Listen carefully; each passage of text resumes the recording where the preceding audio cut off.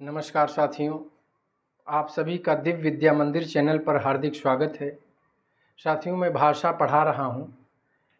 पिछले वीडियो हमने डिंगल और पिंगल के विषय में बताया था, लेकिन कुछ जिज्ञासु हिंदी प्रेमियों की ये इच्छा थी कि इसे थोड़ा और विस्तार से बताने का प्रयास करें, तो इस पे हम थोड़ा प्रकाश डालेंगे। आप लोग गौर करिएगा, क्योंकि कुछ किताबों में भी थोड़ा भ्रम फैलाया गया है डिंगल और पिंगल को लेकर के।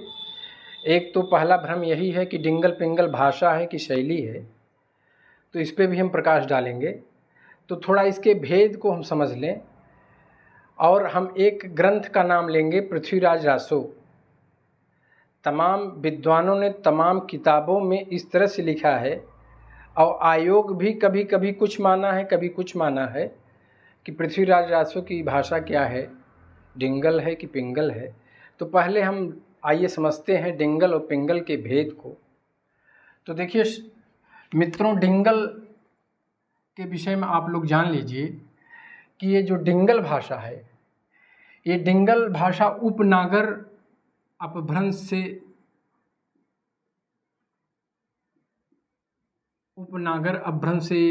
डिंगल भाषा का आविष्कार होता है, सृजन होता है। और पिंगल भाषा ये सौरसेनी अपभ्रंश है, एक सौरसेनी अपभ्रंश है, उससे पिंगल की उत्पत्ति होती है, सौरसेनी अपभ्रंश से। इसको आप लोग जानते रहिए। इसको जान जाएंगे तो समझ लीजिए फिर इसकी जड़ को आप जान गए हैं तो तना पत्ती के विषय में जान जाएंगे। और इसके विषय में आप जानिए कि ये पश्चिमी राजस्थानी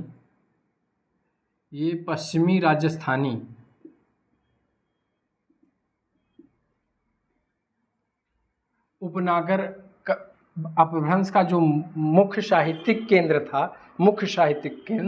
वह पश्चिमी राजस्थानी है, क्योंकि राजस्थानी भाषाओं को 4 दिशाओं के आधार पर 4 वर्गों में बांटा गया है, पश्चिमी, पूर्वी और उत्तरी और दक्षिणी, जिसे मालवी, मालती, जयपुरी और मारवाड़ी कहते हैं।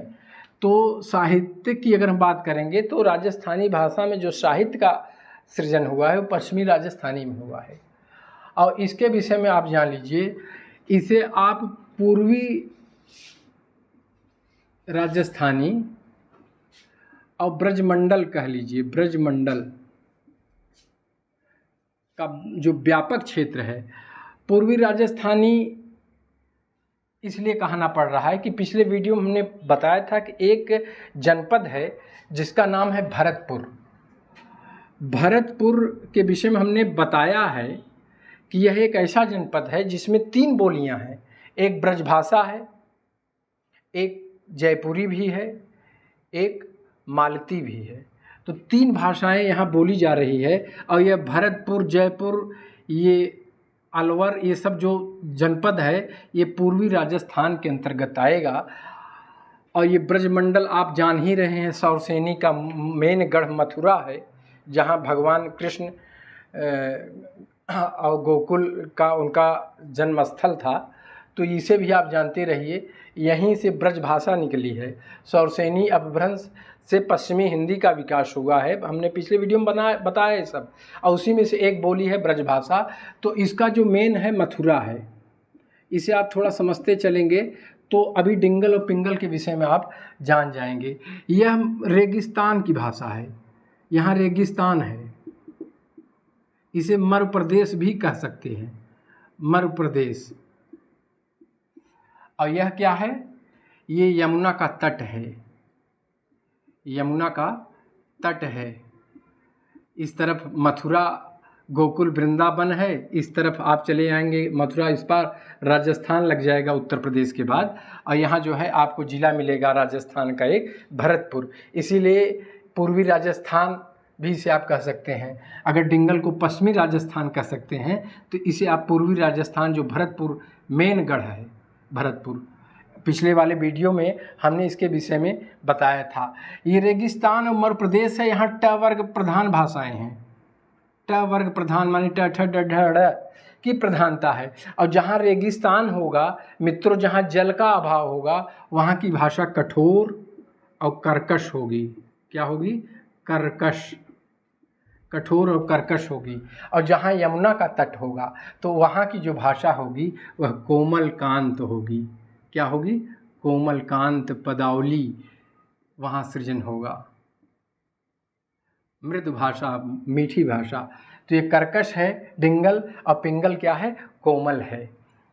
साथियों, इसके बाद आप ये भी जानिए कि जब कर्कश और कठोर होगा तो उसमें अगर गुण की हम बात करें तो इसमें ओज गुण होगा, इसमें माधुर्य गुण होगा, माधुर्य गुण होगा।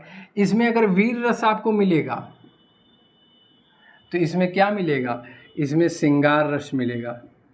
गौर करते चलिए मित्रों, ये बहुत ज़रूरी है, क्योंकि तमाम आपके जो विद्वान हैं इसे बहुत भ्रमित करने का प्रयास किए हैं, लेकिन हम आपको एक क्रम से समझाते चल रहे हैं तो इसे आप पूरी तरह से आप समझ भी लेंगे। ये भाट भाषा है, ये पिछले वीडियो में लिखा चुका है।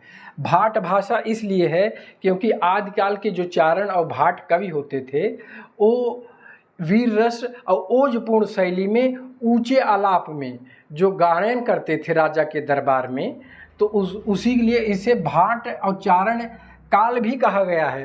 कुछ विद्वान आदिकाल का नामकरण चारण और संधिकाल, चारण काल एक सब किए हैं। तो ये भाट भाषा है और ये नाग भाषा है। इसे हम पिछले वाले वीडियो में हमने भाट भाषा और नाग भाषा के विषय में बताया है। यह जो है शुद्ध राजस्थानी है। ये क्या है? डिंगल जो है शुद्ध राजस्थानी है और यह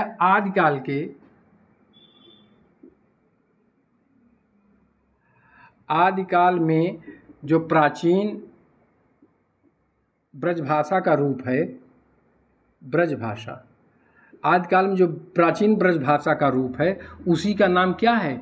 उसी का नाम मित्रों पिंगल है। तो आदिकाल में प्राचीन ब्रजभाषा का जो रूप है उसी का नाम पिंगल है और यह शुद्ध राजस्थानी अर्थात ये मारवाड़ी है। क्या है? मारवाड़ी। इसे आप मारवाड़, अजमेर, जैसलमेर, जोधपुर, ये सब जो ज़िले हैं वो मारवाड़ की तरफ आएगा, पश्चिमी राजस्थान की तरफ आएगा। तो इसे भी आप लोग जानते रहिए। और दोनों भाषाओं में अपभ्रंश का योग हुआ है, क्योंकि ये आदिकाल की भाषा है। ये डिंगल और पिंगल की किस युग की भाषा है? आदिकाल की भाषा है। तो अपभ्रंश का योग दोनों में हुआ है, माने अपभ्रंश का योग कॉमन है। लेकिन अगर अपभ्रंश के योग में राजस्थानी माने शुद्ध राजस्थानी आया तो उसका नाम क्या हो गया? उसका नाम हो गया डिंगल। और अपभ्रंश के योग में जब ब्रज भाषा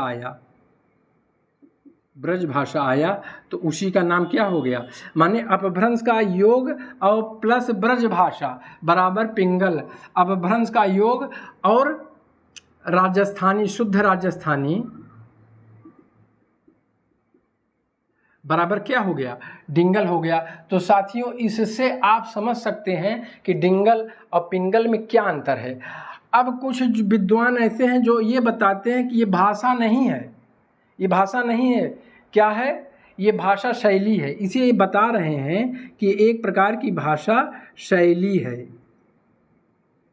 भाषा शैली बताने के पीछे उनका सबसे प्रबल तर्क है कि इसे ऊंचे स्वर में एक विशेष पद्धति द्वारा, एक विशेष शैली द्वारा इसको गायन किया जाता है, इसका उच्चारण किया जाता है। इसलिए यह डिंगल और पिंगल एक भाषा शैली है, भाषा न होकर कि ये डिंगल पिंगल क्या है? एक शैली है। साथियों, मैं आपको बताऊं, मैं बड़े बड़े भाषा शास्त्रियों का अध्ययन किया, जिसमें हरदेव बाहरी हैं, भोलानाथ तिवारी हैं, उदय नारायण तिवारी हैं। तमाम ऐसे विद्वानों को किताब हमने जब भाषा विज्ञान भाषा का अध्ययन किया तो सब ने डिंगल और पिंगल को भाषा बताया है, कहीं शैली का नाम नहीं है। और मैं आपको एक चीज़ बताऊं कि चाहे दिल्ली अधीनस्थ सेवा चयन आयोग हो, चाहे उत्तर प्रदेश माध्यमिक सेवा चयन आयोग हो, इसके विगत वर्षों में जो प्रश्न पूछे गए हैं आदिकाल की भाषा है तो भाषा में है डिंगल और पिंगल। डिंगल है आदिकाल की एक भाषा, पिंगल है आदिकाल, इस तरह से तमाम प्रश्न आयोग द्वारा बन चुके हैं। लेकिन अभी जो है बीच में कुछ विद्वान ने इसे शैली बताने का प्रयास किया है, जो कि व्याकरण की दृष्टि से यह भाषा है न कि शैली। तो इसे आप जानते रहिए।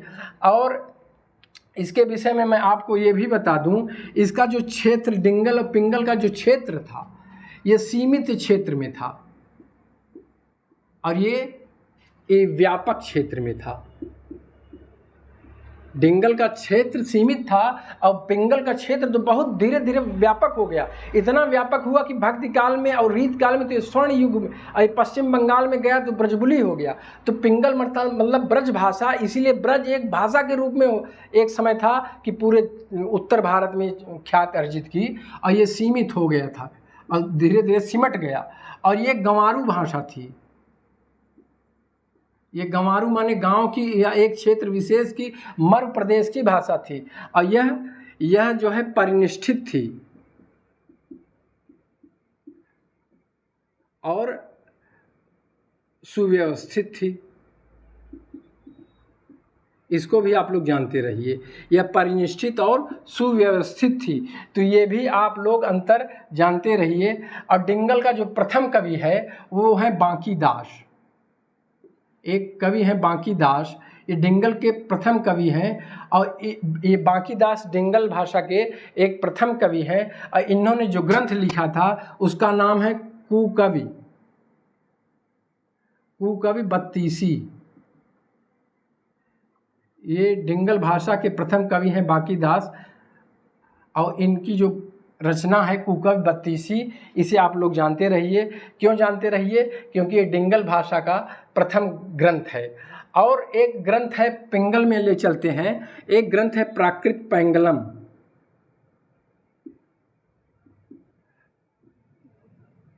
प्राकृत पैंगलम के जो टीकाकार हैं उन्होंने बताया है कि परवर्ती अपभ्रंश ही, परवर्ती जो अपभ्रंश है, अपभ्रंश को आप पिंगल कहिए। ये कहाँ लिखा गया है? ये लिखा गया है प्राकृत पैंगलम के जो टीकाकार थे उन्होंने लिखा कि जो परवर्ती माने बाद का अपभ्रंश, जिसे आप अवहट्ट कह सकते हैं, उसे आप भाषा की दृष्टि से अवहट्ट कह सकते हैं, उसको आप परवर्ती अपभ्रंश को पिंगल भी आप कह सकते हैं। तो साथियों, इस तरह से डिंगल और पिंगल को हमने बहुत बताने का प्रयास किया है और हमें लग रहा है कि आप इसे समझ गए होंगे। और ये चूँकि किताबों से ही भ्रम पैदा होता है, बहुत सारे गाइड इस समय बाज़ार में उपलब्ध हैं जिसे पढ़ के जो यूट्यूब पे और बनाने वाले विद्वान हैं वो और ज़्यादा इसमें भ्रम पैदा कर रहे हैं। तो आप जो भी पढ़ाइए पहले किताब से पढ़ाइए, जो बड़े बड़े विद्वान हुए हैं उनको पढ़ के तब पढ़ाइए।